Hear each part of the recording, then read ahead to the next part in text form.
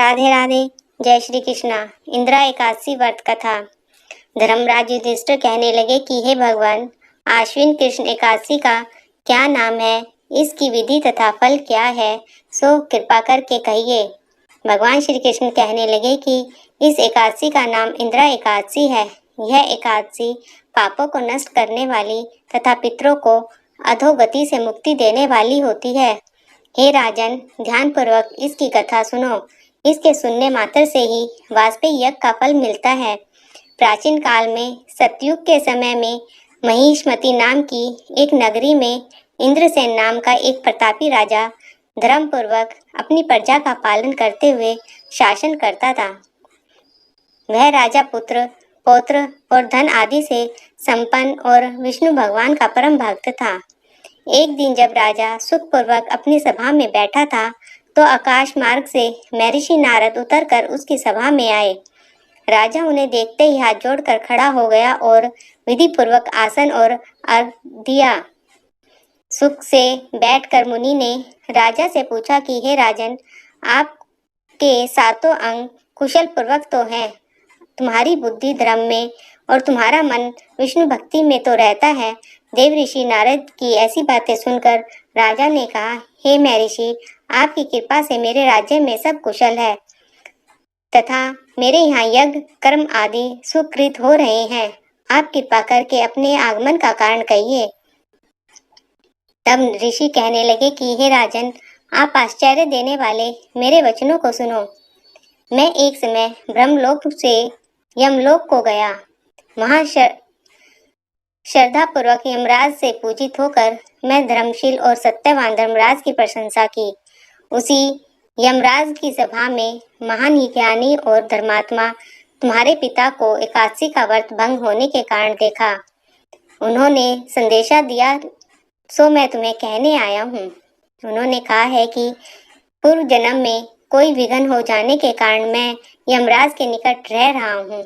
सो हे पुत्र, यदि तुम आश्विन कृष्ण इंदिरा एकादशी का व्रत मेरे निमित्त करो तो मुझे स्वर्ग की प्राप्ति हो सकती है। इतना सुनकर राजा कहने लगा कि हे महर्षि, आप इस व्रत की विधि मुझसे कहिए।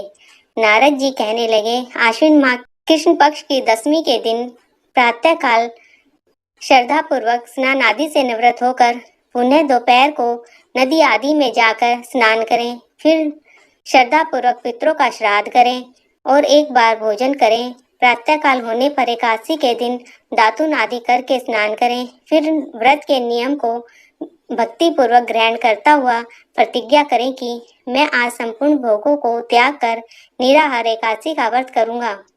हे पुंडरीकाक्ष, मैं आपकी शरण में हूँ, आप मेरी रक्षा कीजिए। इस प्रकार नियम पूर्वक शालिग्राम की मूर्ति के आगे विधि पूर्वक श्राद्ध करके योग्य ब्राह्मणों को फलाहार का भोजन कराएं और दक्षिणा दें।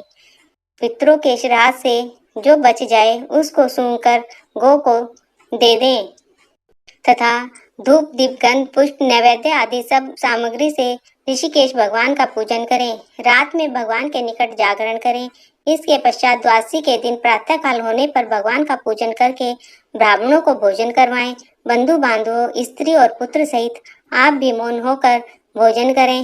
नारद जी कहने लगे कि हे राजन, इस विधि से यदि तुम आलस्य रहित होकर इस एकादशी का व्रत करोगे तो तुम्हारे पिता अवश्य ही स्वर्लोक को जाएंगे। इतना कहकर नारद जी अंतर ध्यान हो गए। नारद जी के कथानुसार राजा द्वारा अपने बांधवों तथा दासों सहित व्रत करने से आकाश से पुष्प वर्षा हुई और उस राजा का पिता गरुड़ पर चढ़कर विष्णु लोक को गया।